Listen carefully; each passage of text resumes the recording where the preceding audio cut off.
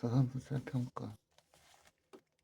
자산평가에 따라 재무상태와 기업 성과가 달라지므로 자산평가는 기업 회계상 매우 중요하다. 기업 회계는 신뢰성 있는 회계 정보를 제공하기 위해 자산을 역사적 원가에 의하여 평가하는 것을 원칙으로 하므로 보유기간 중 시가가 올라도 평가증을 하지 않는다. 그러나 취득가액과 공정가치가 다른 경우 역사적 원가로는 목적적합한 회계 정보를 제공할 수 없으므로 시가에 대한 객관적인 정보를 입수할 수 있는 자산의 시가법을 적용하고 있다. 또한 자산이 손상된 경우에 보수지의 관점에서 저가법을 적용하여 손상자산을 인식하고 있다.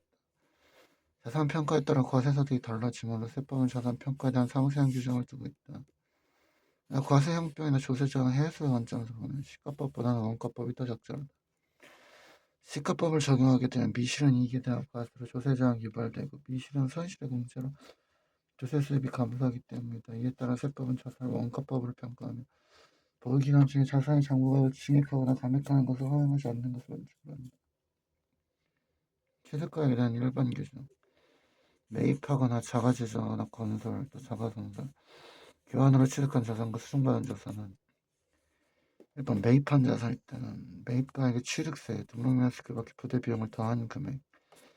여기서 취득세는 농어촌 투표세와 지방교육세를 포함하고 금액이 기업회계 기준에 따라 단기매매 항목으로 분류된 금융자산 및 파생상품은 매입가액만 하고, 왜냐면 얘네들은 부대 비용을 비용 처리해버리니까 취득가액을 합니다. 토지와 건물 등을 함께 취득해서 토지가액과 건물 등의 가액이 불분명한 경우에는 시가에 비례해 안분계산, 부당의 계산 불인기정의 시가. 유가증권의 100, 주식을 만원에 매입하고 취득가액에 200원을 지출한 경우에 단기매매증권 같은 경우는 이걸 비용으로 보니까 취득가액은 만원으로 보고, 그냥 일반 매도 같은 증권은 여기까지 더해가지고 한 200으로. 일괄 구입했을 때는 8억 4억일 땐 안 분해가지고 3분의 2. 이거 건물은 3분의 1. 자가 제조 건설한 자산. 법인이 자기가 제조 건설한 자산, 제조 원가 또는 건설 원가에다 부대 비용을 더한 금액을 취득가액으로 한다.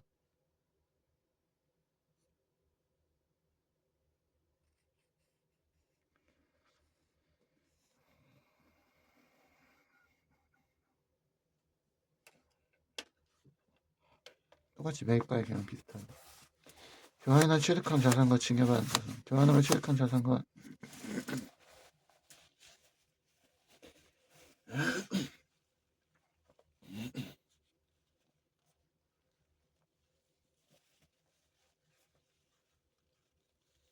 사람 내일쯤에 기침은 엄청 심하게 할 수도 있겠는데, 그 사람은 과일 좀 사야지.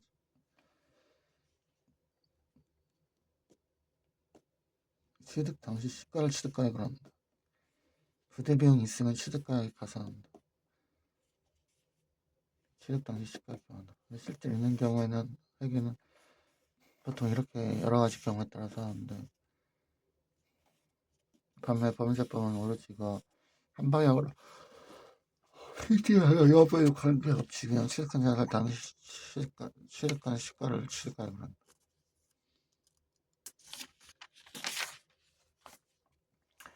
이건 상업적 실체가 없을 때 같은 경우인데, 이렇게 회계 처리할 때는 그냥 취득한 자산 시가니까 210으로 210이 아니라 200으로 봐서 100 유보해야 되거든요. 지금 210인데 300으로 했으니까 390 유보해야 돼.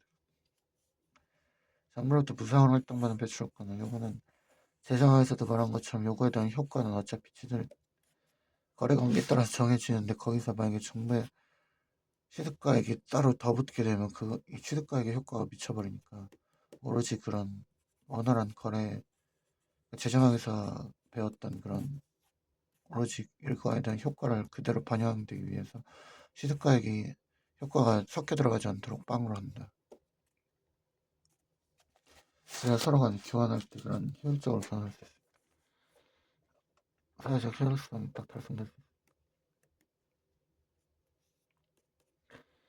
이거는 맞아 물어본다 그랬고 안 물어봤고, 내일이나 모레 물어봐야 되고. 현물 출처로 취득하는 자산. 물적 분야랑 비슷한데 이 법인이 비법이나 이거 좀 이제 헷갈릴 수 있으니까 잘 봐야지. 토지를 현물 출처지. 주식을 받았다고 하자. A법인이 현물출자로 취득한 주식과 B법인이 현물출자로 취득한 토지의 취득가액은 다음과 같이 계산.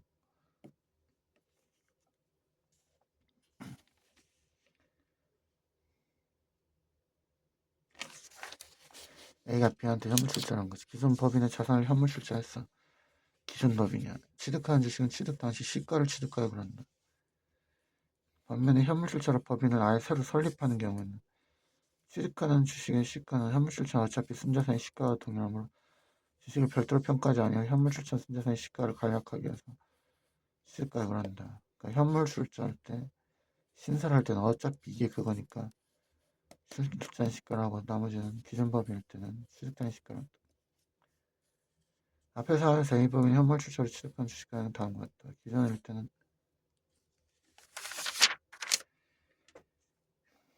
주식의 시가 260으로 보는 거고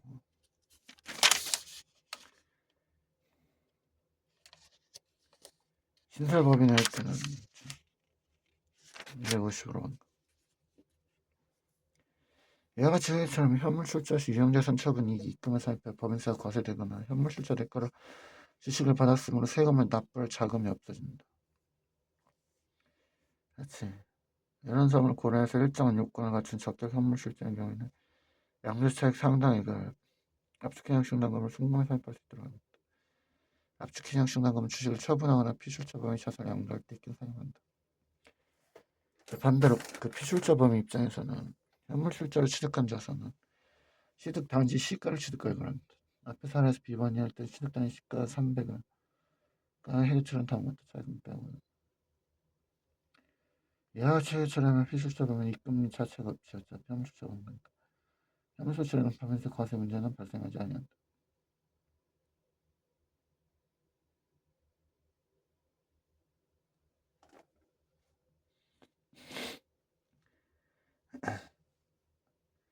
물적 분할로 취득한 자산. 물적 분할을 하면 분할법인 특정사업별 순자산을 이전하여 법인을 설립하고 그 대가로 주식을 받으면 물적 분할을 현물출자로 법인을 설립하는 것과 같다.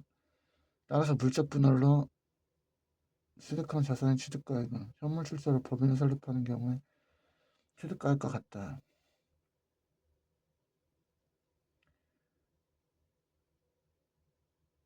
분할 신설법인이 취득한 자산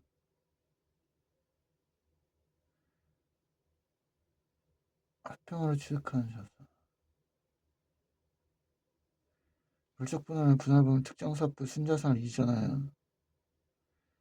법인을 설립하고 그 대가로 주식을 받으므로 물적 분할이 현물출자로 법인을 설립하는 것과 같다. 따라서 물적 분할로 취득한 자산의 취득가액 현물출자로 법인을 설립하는 경우 취득가액과 같다.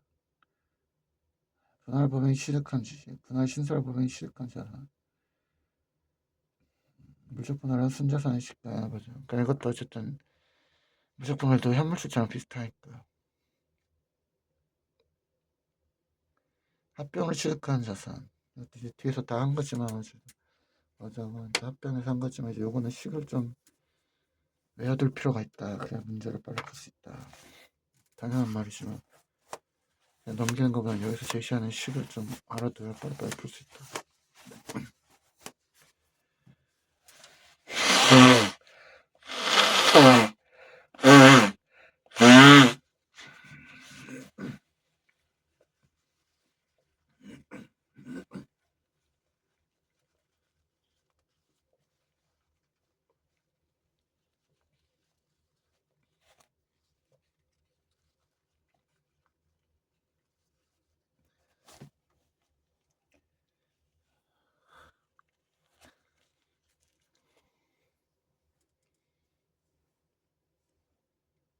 합병법인 법인세법은 합병은 피합병법인 순자산을 양도하고 대가를 받은 것으로 본다. 따라서 피합병법인의 양도가액 합병 등기일 현재 순자산의 장부가액을 차감하여 양도손익을 계산한다. 피합병법인 양도손익을 합병 등기일에 속하는 사업연도에 각 사업연도 소득금액 계산 시 입금 또는 송금에 산입한다. 이와 같이 피합병법인에게 양도손익을 과세하는 경우 합병법인이 피합병법인의 자산을 시가에 취득한 것으로 본다. 그러나 합병 시 양도손익을 과세하면 거액의 세금 부담으로 인하여 합병하기가 곤란하고 합병을 통한 기업의 구조조정이 어렵다. 이에 따라 일정한 요건을 갖춘 적격합병의 경우에는 피합병법의 양도차익을 빵으로 할 수 있다. 특례 규정을 두고 있다. 피합병법의 양도차익을 빵으로 한 경우 피합병법은 소멸되어 그 후에 피합병법 인해 과세할 수 없으므로 피합병 합병법인은 피합병법인 자산의 장부가를 숨겨야 한다.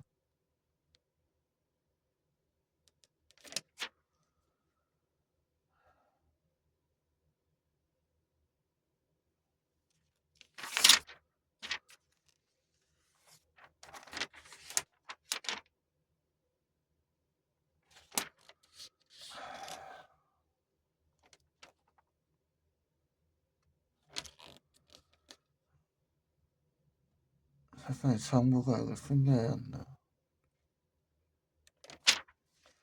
집중력이 살짝 떨어졌나.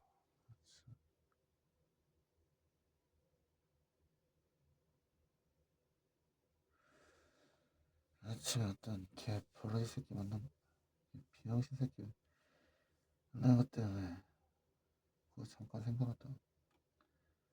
아파서 그런 거 집중력이 지금 흐트러진다. 아침에 개 이씨가 비영신 새끼 아침에 개 이씨가 비영신 새끼 만났는데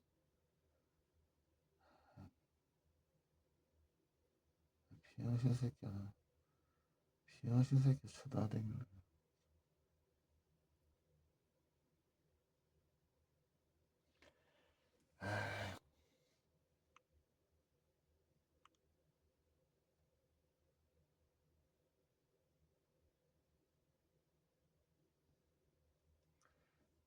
법인세법은 합병을 피합병과의 순자산의 양도하고 대가를 가는 것으로 합니다. 따라서 피합병법의 양도가액에서 합병 등기일 현재 순자산의 장부가액을 차감하여 양도손해를 계산한다. 피합병법의 양도손해와 합병 등기를 속하는 4학년도 각사연도 소득 금액 계산 시 입금 또는 송금에 산입한다. 이와 같이 피합병법인에게 양도손해를 과세하는 경우 합병법인은 피합병법인 자산을 시가에 취득한 것으로 본다. 그러나 합병 시 양도손해를 과세하면 거액의 세금 부담으로 인하여 합병하기가 곤란하고 합병을 통한 기업의 구조조정이 어렵다.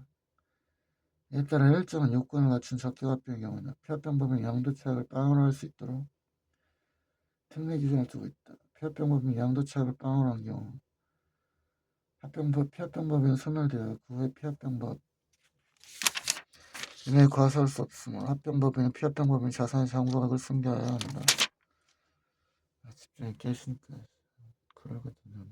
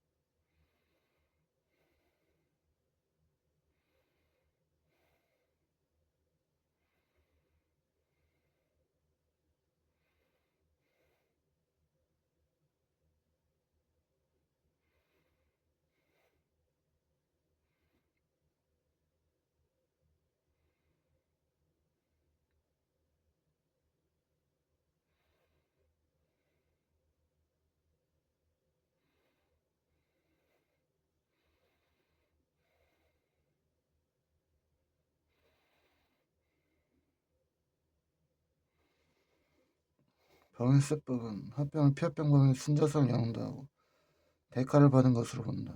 따라서 피합병 법인의 양도가액에서 합병 등기일 현재 순자산의 장부액을 차감하여 양도손익을 계산한다. 피합병 법인의 양도손익을 합병 등기일에 속한 사업연도의 각 사람도 소득금액 계산 시 입금 또는 송금에 산입한다. 이와 같이 피합병 법인에게 양도손익을 과세하는 경우 합병 법인의 피합병 법인의 자산을 시가에 취득한 것으로 본다. 그러니까 비적격 합병이라는 거지. 합병 시 양도손익 과세하면 거액의 세금 부담으로 인하여 합병하기가 곤란하고 합병을 통한 기업의 구조조정이 어려우니까 이에 따라서 일정한 효과를 가진 적격 합병의 경우에는 양도를 할 수 있는 특례 규정을 두고 있다. 그래서 앞에서 뒤에서 본 것처럼 적격 합병할 때 양도는 순자산 장부액이랑 똑같이 맞춰가지고 양도차익을 빵으로 합류한 피합병법인 소멸되어 그의 피합병법에 과세할 수 없으니까 합병법인 피합병법의 자산을 장부가액으로 승계해야 한다. 피합병법의 주주 입장에서 이것식으로 해야 되지. 금전 기타 자산을 받는다. 합병시 유죄자산을 더한 금액 합병대가는 금전 등 기타 자산을 뺀 가액으로 한다. 주식의 취득가액 그치. 종전에는 장부가액에서 더하기 특수가액을 분양받는 이게는 다 들어가 있으니까. 더하기 의자배당 들어가는 거에서 기타 재산 가액만 빼면 받은 주식의 취득가액이 된다. 앞에 사례에서 자본으로 그를 분양받은 이익이 없다고 가정하면 합병으로 받은 주식 취득가액이 하기 전에 사용. 적격 합병 시는 종전의 장부가액 50이랑 분양받은 이익이 빵.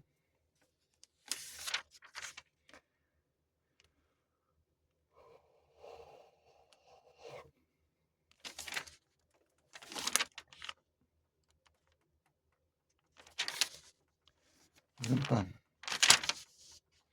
의자배당은 종전 주식의 장부가액이랑 교부받은 주식의 시가 중에 작은 거에서 이거 할 때 그 기타 재산 그걸 더하기 기타 재산 여기 이제 의자배당액이니까 그래서 종전의 장부가액만 빼면 맞아 이게 의자배당 식이었으니까 의자배당을 더하면 기타 그 다음에 여기서 기타 재산만 빼면 나머지 주식이 나온단 말이지. 교부받은 주식의 시가 비적격 합병일 땐 시가로 하니까 종전 주식 장부액 따라 분양받은 이익 그 다음에 의자배당 여기 의자배당에는 교부하니까 종전 주식 장부액도 들어가 있는 거나 마찬가지니까 거기서 그거 빼면 의자배당만 남았다. 그래서 기타 재산 가액만 빼면 취득한 주식의 장부액.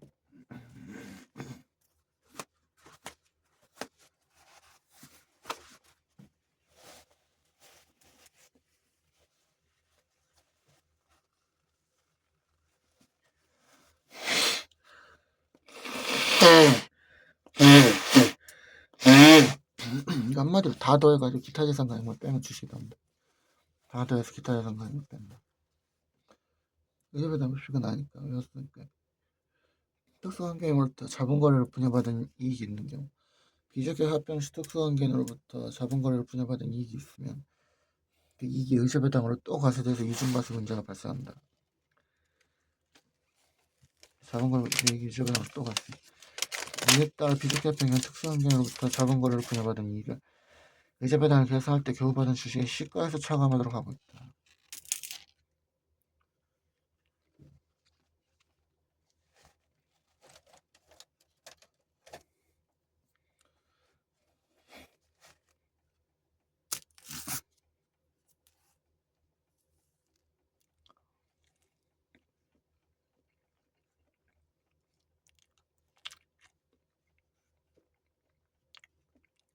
합병으로 취득한 자산 정리하자면 적격 합병 시 피합병법의 양도손익을 빵으로 한 경우 피합병법에는 정부가 적격 합병이니까 그 밖에는 취득 당시 자산의 시가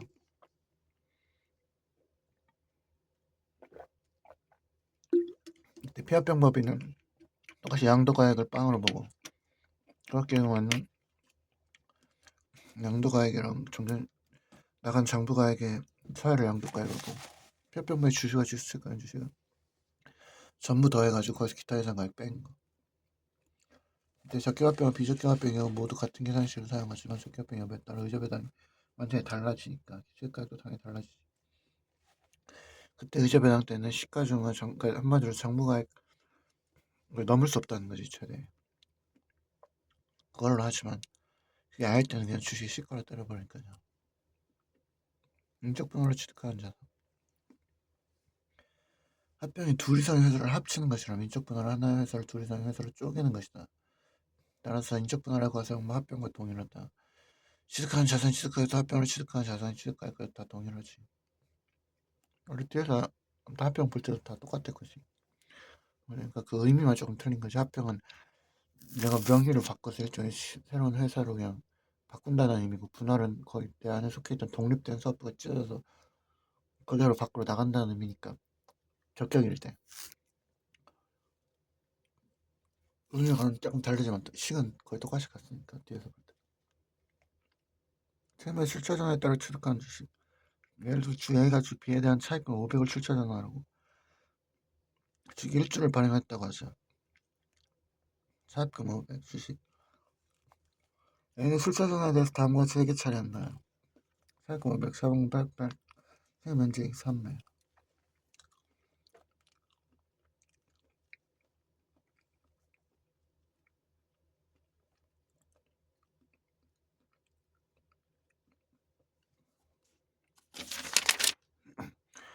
이게 최면적 입금 항목이라. 그래서 이거는 저번에 본 것처럼 과세현육금 구매하지 못했을 때는 어차피 이것도 이미 면제 이익이 생길 테니까 마찬가지로 채무된 채권자 입장에서도 쟤는 이익이 생겼으니까 이 입장에서는 사실 비용 처리하는 게 맞지. 근데 과세 이연육금을 구매했을 때는 세무 면제 이익이 생기긴 하지만 그걸 잠깐 멈춰 해놓고선 이익이 생기기 직전에 멈춰있는 단계니까 얘도 그거를 비용 처리해버리면 안 되니까. 다 비용이 아닌 것도 아니고 그것도 얘도 그걸 똑같이 멈춰 해놓고 이연시켜준다는 거지. 그 말이지. 다만 이에 따라 과세연을 구비한 경우에도 다만 특수한 게나 업무부가 가진 보증 채무 대위변제 구성 채권을 투자자나 취득한 주식은 취득 당시 시가를 취득하여.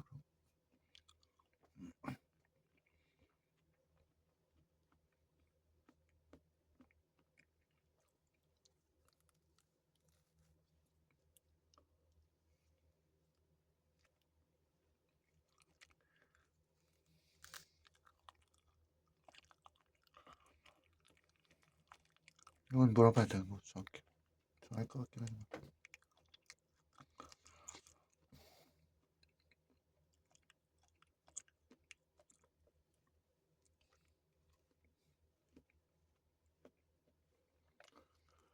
공익법인 등이 기부받은 자산.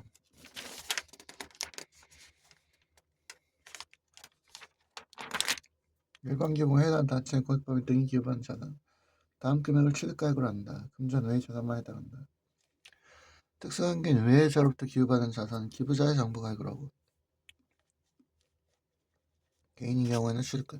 증여세 과세가액이 만약 산입되지 않은 출연재산이 그 후에 과세 요건. 이건 진수 좀 봐야 돼. 이건 물어보기도 해야 되잖아. 발생할 그 과세가액에 산입되지 않은 출연재산에 대해서 증여세 전액이 다시 부과되는 경우에 기부 당시의 시가를 다시 취득가액으로 한다.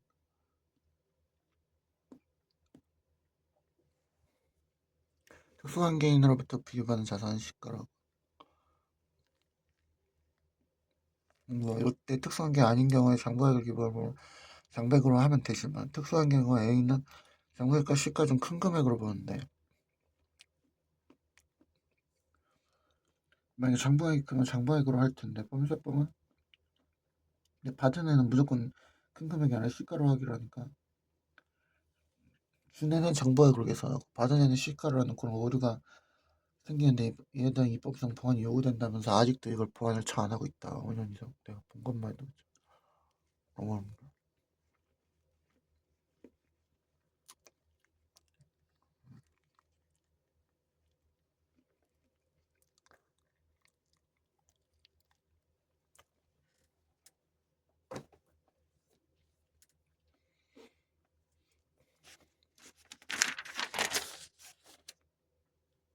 취득가액의 특수문제. 고가매입. 법인이 자산 시가보다 고가를 매입한 경우 양도자가 특수관계이면 부당행위 계산에 부인 규정을 적용해 시가총액을 취득가액으로 보지 않는다. 그러나 거래 상대방이 특수관계인이 아니면 기부금 의제 규정을 적용하여 정상가액을 초과하는 금액을 취득가액으로 보지 않는다. 그렇지 130%.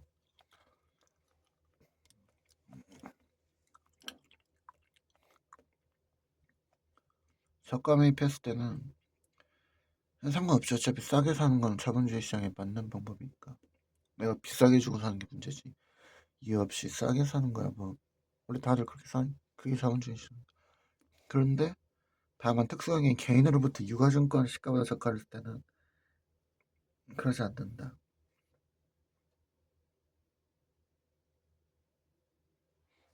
전환 시가에게 포함한다.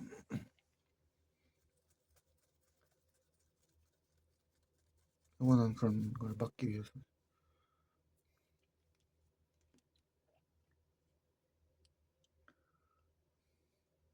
강제 매입 채권.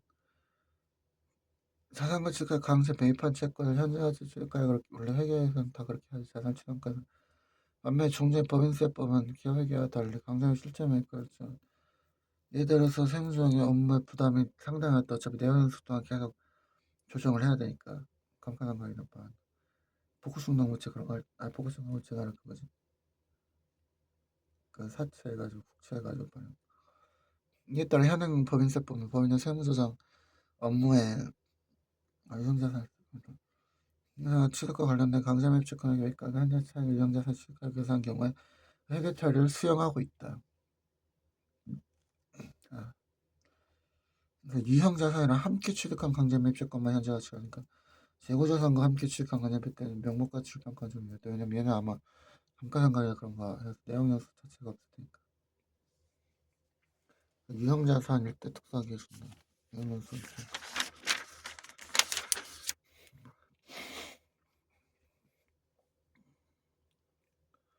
건물일 때 유형자산일 경우는 상관없고 현재 평가에 재고자산일 때는 입금사입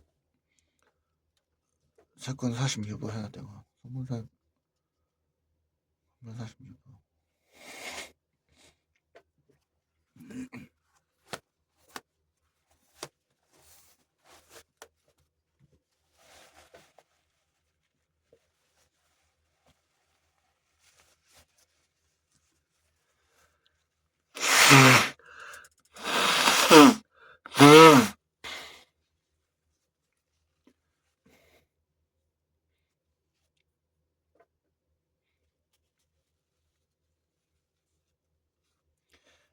이거 연불 조건으로 매입한 자산 취득가액은 할부 매출랑 반대로 연불 조건으로 매입한 경우 기업의 현재 가치를 평가하는 것을 원칙으로 하지만 기묘한 경우에 중소기업 회계수익을 하지 않을 수 있도록 하고 있다. 반면 법인세법은 명목가치를 평가하는 원칙을 하지만 결산상 기업의 현재 가치를 세워주는 부담을 덜어주고 있다. 계산하면 인정해준다. 현재 가치 할인 차금에서 처리. 매판 자산에 대해서 결산상 계산한 현재 가치는 기업 회계에 따라 유예해줄 걸 삼각하지만 삼각을 지급이자로 처리하나 다음에 유예한다. 지급이자 성금불사입 지급이자로 보지 않는다. 그래서 거기는 성금불사입 되는 거에서 지급이자 되는 걸 제외하는 건데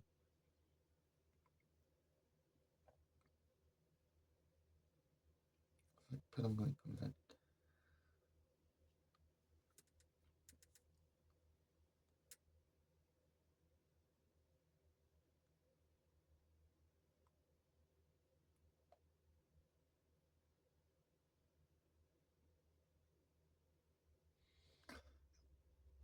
그러니까 이건 인정만 해주는 거지 실제 지급된 이상이니까.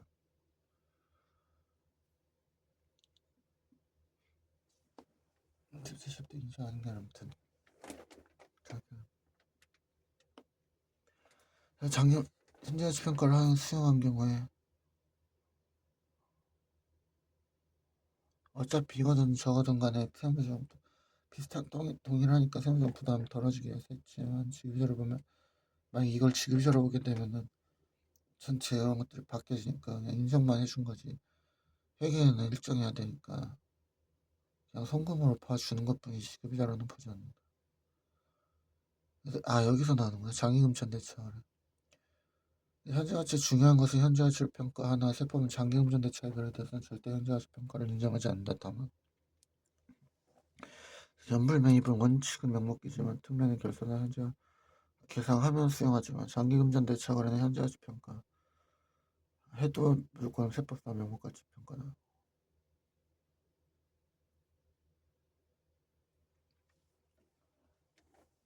이런 식으로 한다.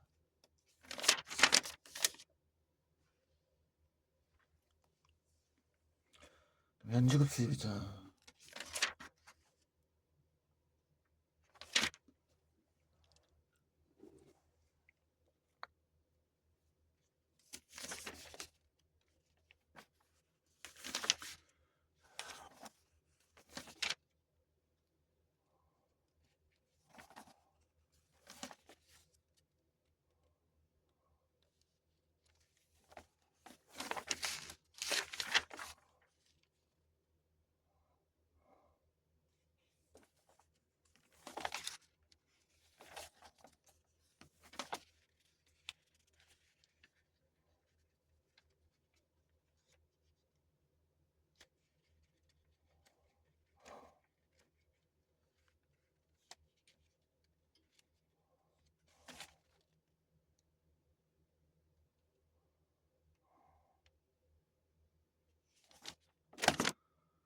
연지급 수입이자. 외국에서 물품을 수입하는 경우에 지급이자가 발생할 수 있다.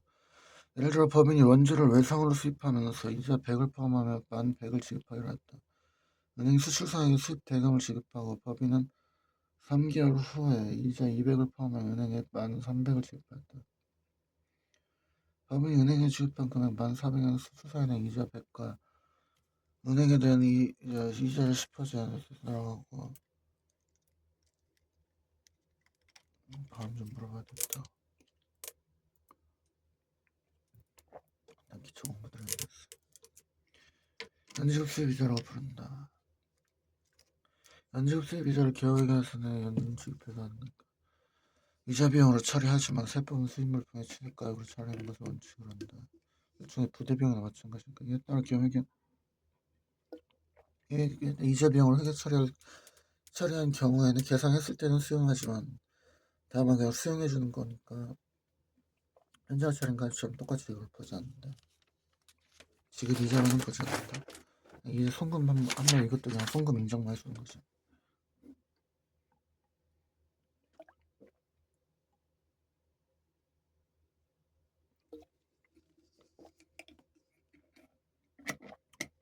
의자 매입세. 사업자 부가치세를 면제받아서 공급받거나 수입한 농산물, 축산물, 수산물 또는 임산물을 원재료로 하여 제조, 가공한 재화 또는 창출한 용역의 공급에 대하여 부가가치세가 과세되는 경우 연쇄 농산물 등을 공급받거나 수입할 때 매입세액이 있는 것으로 봐 일정액을 매입세액으로 공제하는데 이를 의제매입세액이라고 한다. 다시 사업자 부가가치세를 면제받아 공급받거나 수입한 농산물, 축산물, 수산물 또는 임산물을 원재료로 하여 제조, 가공한 재화 또는 창출한 용역의 공급에 대하여 부가가치세가 과세되는 경우 면제받아서 연쇄 농산물 등을 공급받거나 수입할 때 매입세액이 있는 것으로 봐 일정액을 매입세액으로 공제하는데 이를 의제매입세액으로 한다. 이거 부가치세를 다시 보면 다시 정립이 되시죠. 헷갈리는 거 다시 똑바로 정리 다시 되시죠.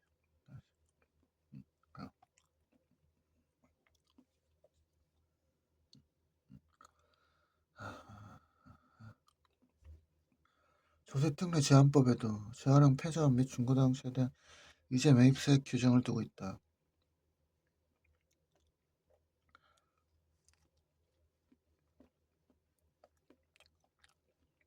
부가가치세법 및 조세특례 제한법에 따라 공제받는 의제 매입세액은 해당 원재료의 매입가액에서 이를 공제한다.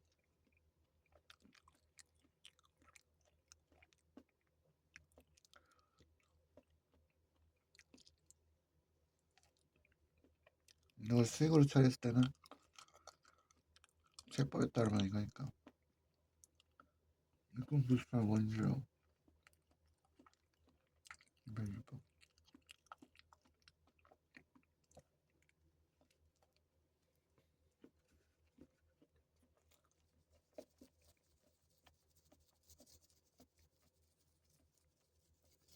원대로 경찰을 대충한다.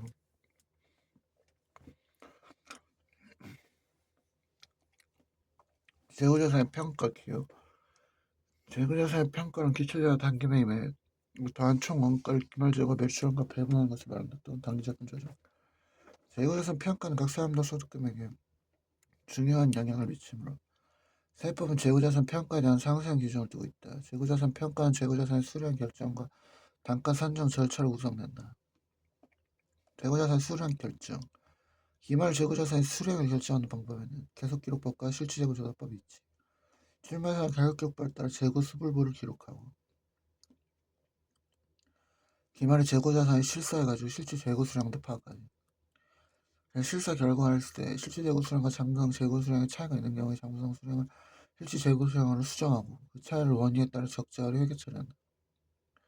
실제 수량이 장부상 수량보다 부족한데 그 원인이 불분명한 경우에는 그 부족 수량에 해당하는 재고자산을 현금 매출하고 기장을 누락한 것으로 본다.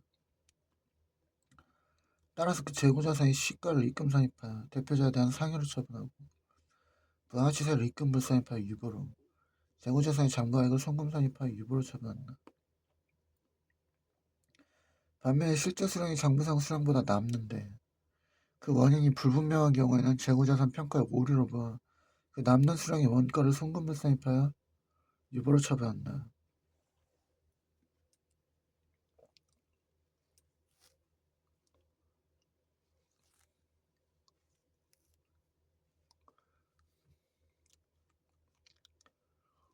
매출 200 상여.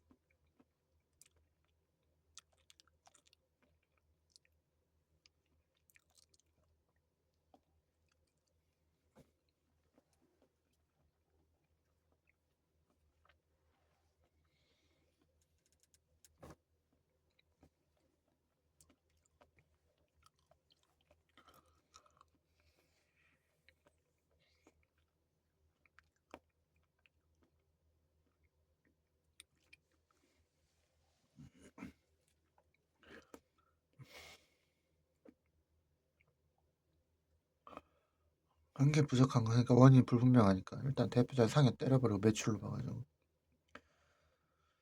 그다음에 그 중에서 부가가치세 예수금은 다시 입금 불산입하고 그중에 또 상품 나간 거니 매출이니까 사실은 상품 나간 거 100에서 송금산 유보로 나중에 또 유보 추인하게 되면 이렇게 상품이 한 개 남았을 때는 입금 불산 상품 100 송금 불산입하여 유보로 처분.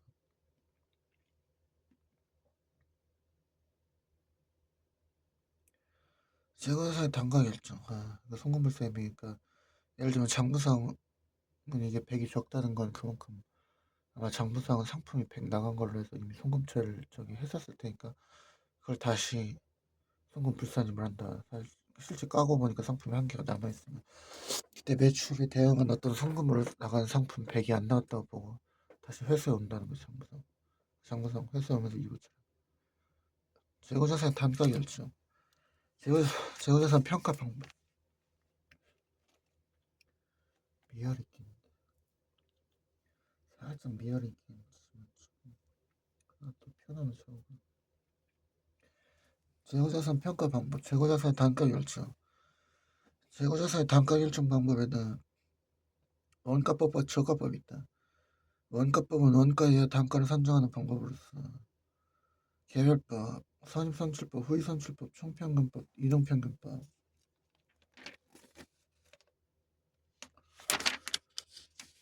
매가 환원법이 있다. 저가법은 원가법에 의한 재고자산과 기업회의 기준에 의한 시가 중 낮은 가액을 평가액으로 하는 방법이다. 재고자산 평가, 그러니까 원가법, 개별법, 선입선출법, 후입선출법, 총평균법, 이동평균법, 매가 환원법. 저가법, 원가와 시가 중 낮은 가액으로 평가하는 방법. 세법은 파손, 부패 등의 사유가 있는 경우에는 신고 방법에 관계없이 결산상 계산한 재고자산 평가 손실을 선금으로 본다.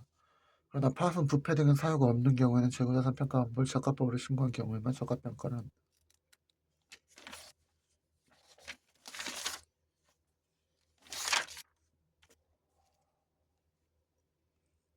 하여튼 재고자산에 다시 유가증권 제외하는 것도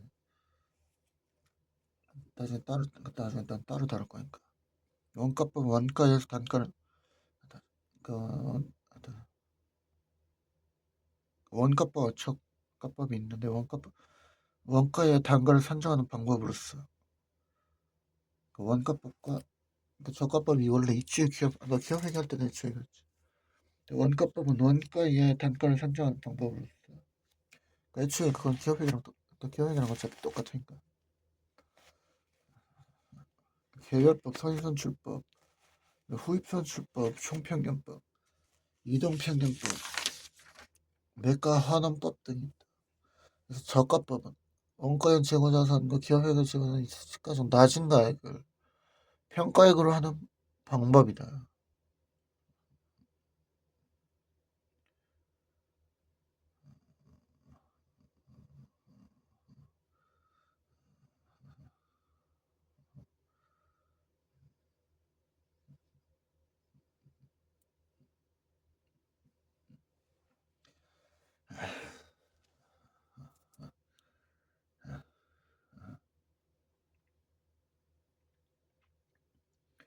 세법은 파손, 부패 등의 사유가 있는 경우 신고 방법에 관계없이 결산상 예상한 재고자산 평가 손실을 선금으로 본다. 그러나 파손, 부패 등의 사유가 없는 경우에는 재고자산 평가 방법을 저가법으로 신고한 경우에만 저가평가를 한다.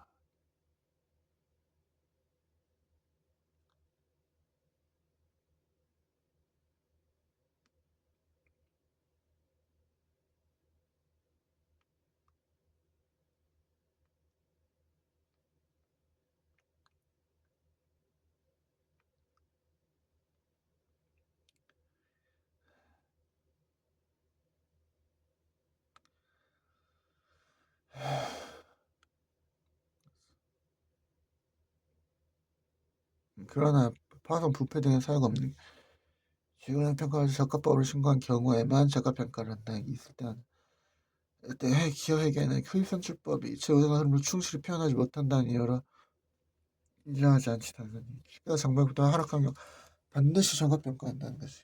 아씨 잠깐 오셨다. 잠깐 오셨다. 조금만 있다.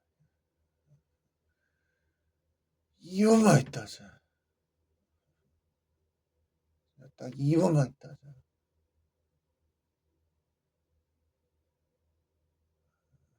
딱 2분만.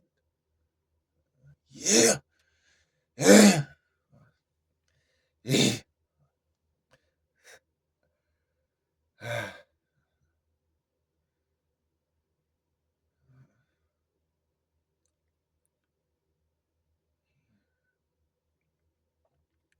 이렇게 하면 저렇게.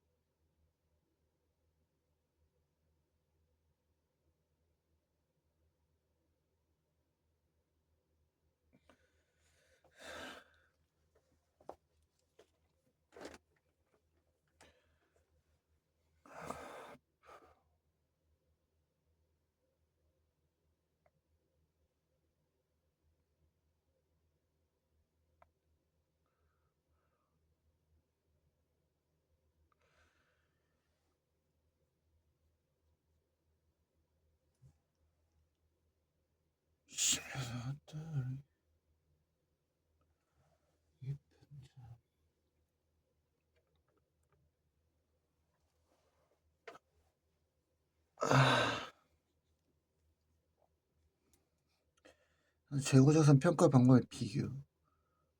후입선출법 불허하지 당연히. 법인세법은 허용을 한다. 저가법일 때는 저가법 강제 적용이지만 저가법으로 신고하거나 아니면 파손부패 등의 사유가 있는 경우에만 저가법을 적용.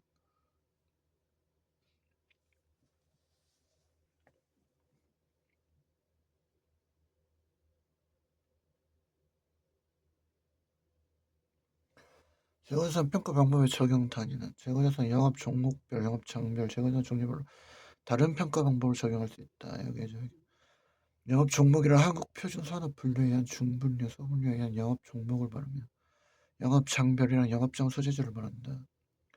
재고자산 종류별이란 제품 및 상품, 매 목적용 부동산 다 포함해가지고 반제품 및 제공품, 원재료, 저장품을 말한다. 따라서 재고자산 평가 방법을 다음과 같이 구분하여 다른 방법을 적용할 수 있다. 세법에서 이때 여기 KF를 생각 한국재택 국제회계자산 성격과 용도가 유사한 재고자산에는 동일한 단위원가 결정 방법을 적용하여야 하므로 지역별 위치가 다르다는 이유만으로 동일한 재고자산의 다른 단위원가 결정 방법을 적용할 수 없다. 그러나 세무상으로는 지역별 위치가 다르다는 이유만으로 동일한 재고자산의 다른 그러니까 다시 정리하면 그러니까 이 아까 말한 것처럼 어쨌든 우리가 쓰니까 기존 그러니까 회계에서는 성격과 용도가 유사했을 때는 그거에 대해서 다른 걸 할 수는 없고 다 동일하게 해야 일치할 수 있으니까 이렇게 하지만 세무상으로는 그거에 따라서 다른 지역별 위치나 이런 거 다르다는 이유만으로도 이거를 적용할 수 있다.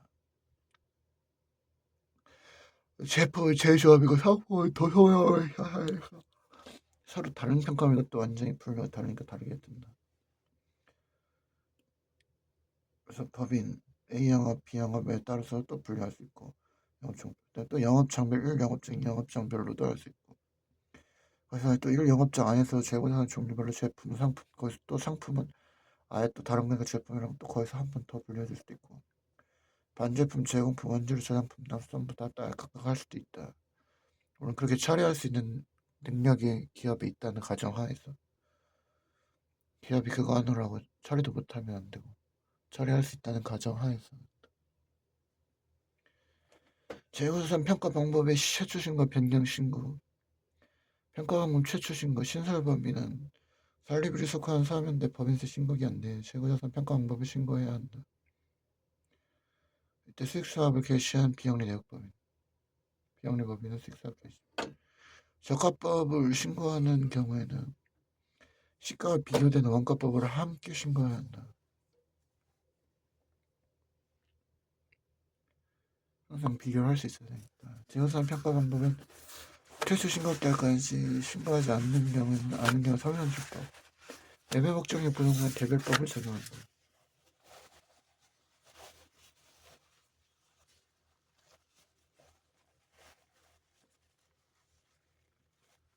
최초 신고 기한이 지난 후 재고자산 평가 방법을 신고한 경우 최초 신고 기한이 지난 후 재고자산 평가 방법을 신고한 경우에는 그 신고를 속한 사업연도까지는 무신고를 하고 그 후 사업연도에서 법인 신고 평가 방법에 의한다.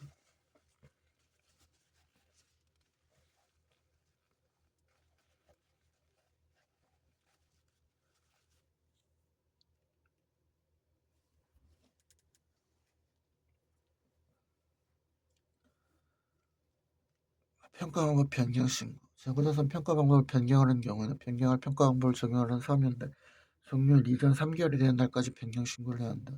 재고자산 평가 방법의 변경은 신고 외에 다른 요건이 없으면 세무서장의 승인도 받지 않는다. 종료일 이전 3개월이 되는 날까지 사업연도 종료일부터 사업연도가 종지의 평가 방법이 이하고 그 다음 사업연도에는 변경 신고한 것으로 본다. 임의로 변경했을 때는 무조건 사업선출법 회피하며 신고한 방법에 평가 중 궁금해할 제도사 평가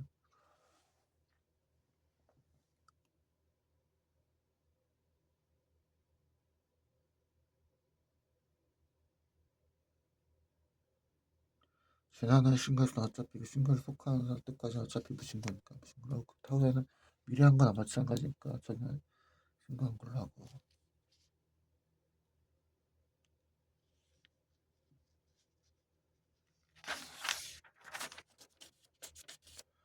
재고자산 평가 방법의 최초 신고와 변경 신고의 비교 최초 신고 설립일에 속한 사업연도의 법인세 신고 기한 그러니까 할 때는 적법한 최초 신고 시 신고한 방법을 평가하고 무신고에서 사업연수법 이때 만약에 변경 신고하는 건 변경한 사업자는 종료일 이전 3개월이 된다는 거지. 적법한 임의 변경 시에는 사업연수법과는 평가 중에 큰 걸로 매목중 신고하지 않은 법인이 재고자산 평가 방법을 변경하려고 하는 경우에는 어차피 사람들 정년 이전 똑같이 병행신고를 하면 되고, 어차피 그 전에 평가 방법이 없는 게 아니라 임의로 자동 적용돼서 시행되고 있었던 거나 마찬가지니까. 그러니까 이미 그렇게 진행되고 있었던 거나 마찬가지니까 원래대로 하면 되는 거.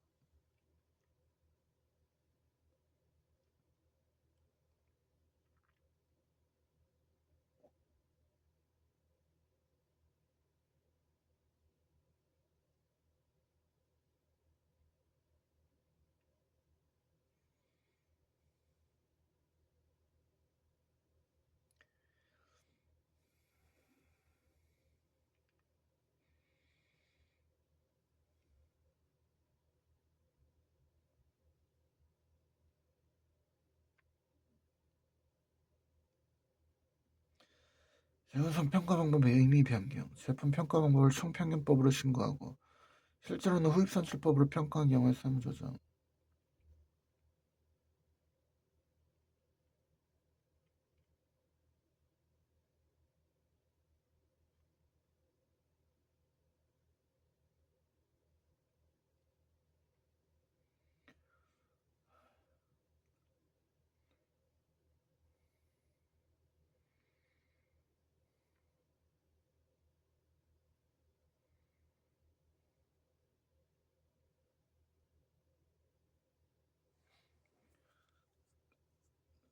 근데 제품에 따라서 구분하는 게 아니라, 그러니까 워낙 다양하게 나눠 놓을 수 있다. 그래도 같은 종류의 제품 규격, 그러니까 규격에 따라서 구분하는 것까지는 아니다. 제품이면 제품으로 탑니다. 그래서 합계 평가를 합니다. 근데 실제로는 후입선출법을 평가했고 총평법을 신고했으니까 선입선출법이랑 총평균법 중에 큰 걸로 해야 되니까 총평균법으로 한다. 회사 예산이니까 5만원 송금 산입한다. 이거 5만원 아니라 4만원. 재고대사에 대한 세무조정 평가하면 산입하고 그 다음 사람인데 무조건 추진해야 돼. 재고자산 같은 경우 충당금 그거 할 때도 그렇고 무조건 추진이 나오지.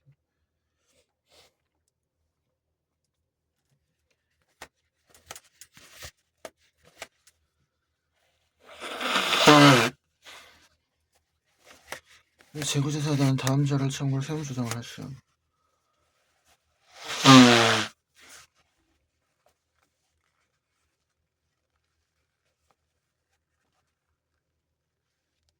그래서 괄호차고 착용한 것만 요것만 수정하면 되고 나머지는 오류가 아니라 법령을 어긴 거니까 그에 합당하게 하고 법령을 어긴 거 그대로 합당하게 하고 오류는 수정만 하면 되고 오류는 수정만 하면 되고.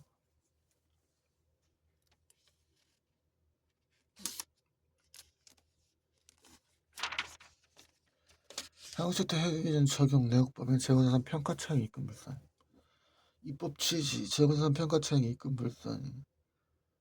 입금 불산입한 재고자산 평가 차익의 사고를 입금에 사입하지 아니한 재고자산 평가 차익은 한국 채택 회계 기준을 최초로 적용한 사업연도 다음 사업연도 개시일로부터 5년이 된 날에 속한 사업연도까지 다음 산식에 따라 재산 금액을 입금에 사입한다. 그러니까 한 번 했을 때는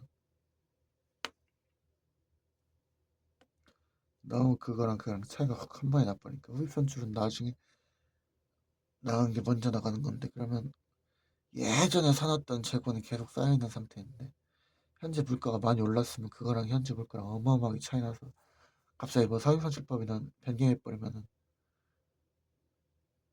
어마어마한 그런 입금이 생길 테니까 세금이 너무 많이 부과되니까 그걸 5년 동안 나눠서 날 수 있겠다. 월월로.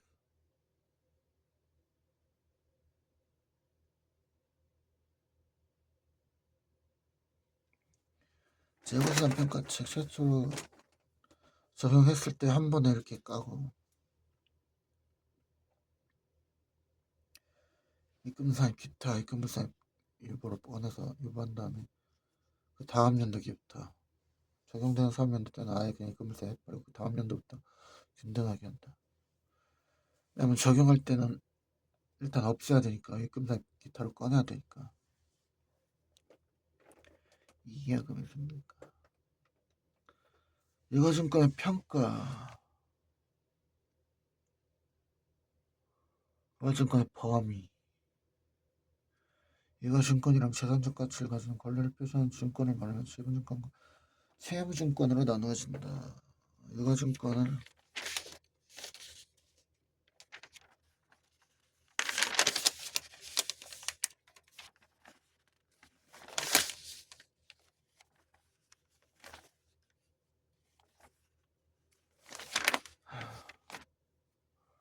다 같이 엎어고 기본식 풀고 부가치 세준다. 이거증권이란 재산적 가치를 가지는 권리를 표시하는 증권을 말하며 지분증권과 채무증권으로 나누어진다. 상업실 때 해외 기준은 이거증권 금융자산의 계약상 현금화의 특성과 금융자산 관리를 위한 사업 모양에 따라 당기순이익 공정가치 측정 금융자산, 기타 포괄손익 공정가치 측정 금융자산, 삼각후 원가 측정 금융자산으로 분류한다. 일반 기업 회계 기준에서 유가증권 보유 목적에 따라 단기 매매증권, 반기 매매증권, 매도 가능 증권으로 분류하고 있다. 그러나 법인세법 유가증권을 보유 목적에 따라 분류하지 않는다.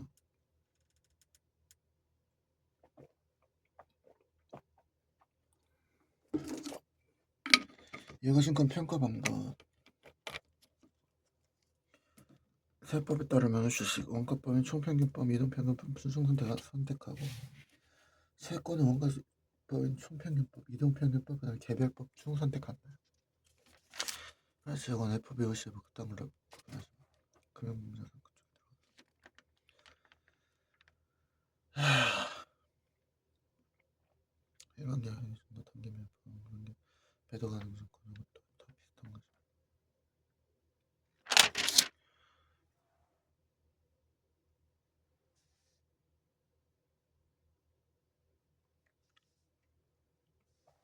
이화증권은 원가법으로 평가하므로 시가가 변동되는 경우에도 평가손해를 인식하지 않고 이화증권에서 발생하는 배당금과 이자를 수익으로 처리한다. 따라서 공정가치법, 삼각후 원가법, 지분법으로 회계 처리한 경우에는 원가법과의 차이에 대해 세무조정을 해야 한다. 투자회사 등이 보유한 집합투자지수는 시가법에 따라 평가해야 한다. 단기산 공정 단기 매매 증권을 그렇게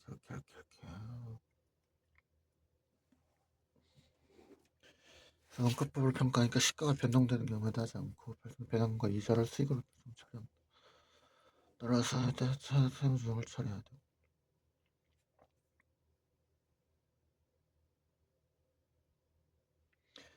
유가증권 평가에 대한 세무조정.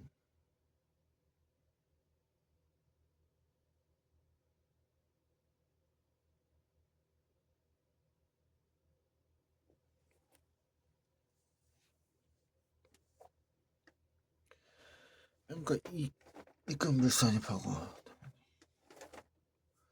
그래서 양쪽 중에 입금산입, 입금물산입 유보, 기타 포괄을 했을 때 단기선일 때 손실 때 송금물산 유보, 기타 포괄 때 송금물산 기타 뽑아가지고 송금물산 유보를 쳐봐. 평가를 최초신과 변경신고 재고자산이랑 똑같이 가고 무신고시도 똑같이 가고 총평균법으로 하고 임의로 변경한 경우에는 평가했고 총평균법에 의한 평가 재고자산 선실법에 있지만 얘는 총평균법 개별밖에 없어. 유가증권을 매도하고 동시에 단기간에 제시하는 거를 자전거래라고 한다. 자전거래를 매매거래를 보지 않으니까 처분손익을 평가손익으로 세무조정한다. 그러니까 자전거래 해봤자 그건 지가 평가손익을 올린 거라고 보니까 처분손익이 아니라 그래서 처분 손실이 생겼을 때 송금물세 유보하고 입금 이럴 때 임금물세 유보하고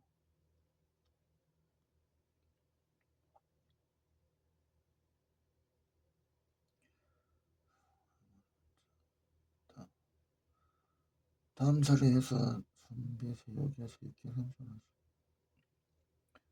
다 늦기 전에 나가서 일단 이제 거의 원수 다 왔으니까 여기까지 하고 더 늦기 전에 나가서 포도 한 2승 좀 쌀 때가 사온 다음에 먹을 것 좀 사와가지고 나머지 보자.